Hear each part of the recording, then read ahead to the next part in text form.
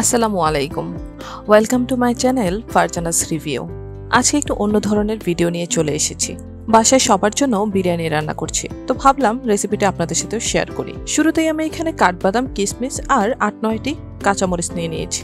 আর তারপর এখানে পরিমাণ মতো রয়েছে গোটা জিরা, ধনিয়া, শাহি জিরা, ছোট এলাচ, বড় এলাচ, কিছু দারচিনি আর কিছু গোলমরিচ, অল্প পরিমাণে লবঙ্গ আর সাথে রয়েছে জয়ফল, জয়ত্রী।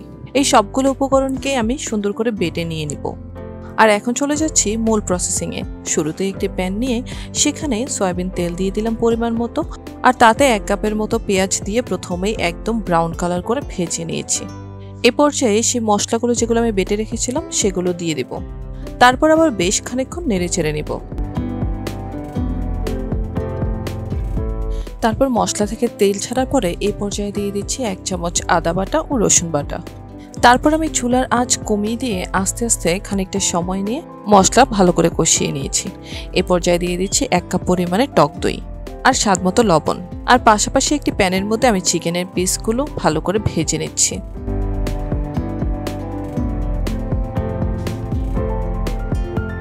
এরকম ব্রাউন করে ভেজে নিতে হবে। এ পর্যায়ে আমি এগুলোকে নামিয়ে নিচ্ছি। আর এদিকে দেখুন আমার মশলা ভালো করে কষানো হয়ে গেছে এবং এর মধ্যে আমি ভেজে রাখা চিকেনের পিসগুলো দিয়ে দেব।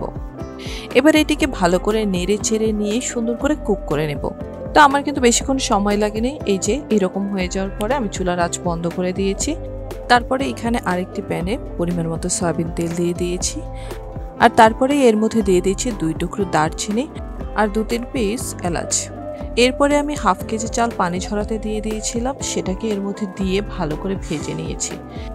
ভেজে নিয়ে পরিমাণ মতো পানি দিয়ে তার মধ্যে ২ চামচ ঘি দিয়ে দিয়েছি ৩-৪ টুকরা কাঁচামরিচ, আর তারপরে কষিয়ে রাখা চিকেনের মধ্যে দিয়ে কুক করে নিয়েছি। এই হচ্ছে আমার টোটাল বিরিয়ানি রেসিপিটি। খুবই সাধারণ সাদামাটা। আপনাদের কাছে কেমন লাগলো অবশ্যই জানাবেন। সবাই ভালো থাকবেন। আল্লাহ হাফেজ।